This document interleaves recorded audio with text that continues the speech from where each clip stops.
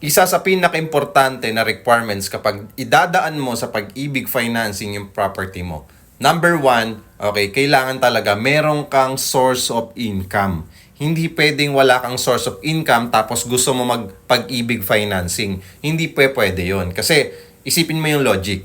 Kung ikaw meron kang 1,000,000, meron kang 3,000,000, meron kang 5,000,000, ipapautang mo ba yung milyones mo sa isang taong walang proof of income? Okay? So, dun pa lang sa logic na yun, syempre hindi. Okay? Pangalawa, kailangan meron kang COEC, Certificate of Employment with Compensation. Kasi po, si Pag-ibig, nagbe-base po yan sa basic income, hindi po sa gross income. Kung may business ka, kailangan yung ITR mo, talagang pasok doon sa required basic income ni Pag-ibig.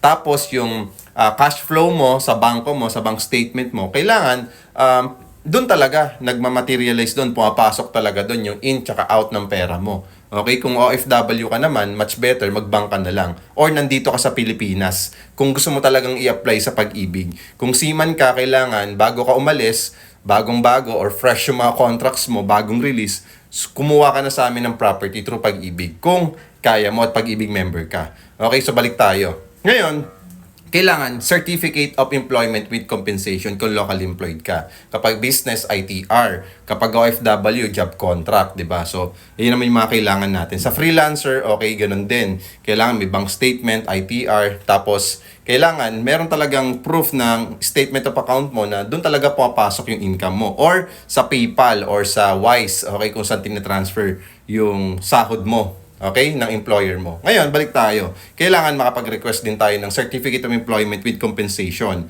So, next natin dyan is yung payslip naman. Kung local employed tayo, kailangan doon nakalitaw yung basic income natin. Okay, pangatlo, bukod sa requirements, okay, meron po tayong membership kay Pag-ibig. Kailangan member po tayo kay Pag-ibig. Kasi kapag hindi po tayo member kay Pag-ibig, kailangan po natin magpa-member at magpa-update po tayo doon. Okay? Kasi napaka-importante ng 24 months contribution. Okay? Kapag bitin, pwede mo naman dagdagan yon para makompleto mo yung 24 months. Paano kung matagal na, nakapaghulog ka na ng more than 24 months contribution? Pwede na ba yun? Yes, pwede na po yun. Ipapa-update lang po natin. Okay? Pupunta lang po kay Pag-ibig branch para ma-update nyo po yung requirements nyo. So, once napasok po tayo dyan sa mga requirements na yan, meron tayong source of income, workman yan, businessman yan, OFW ka man, freelancer ka man, okay?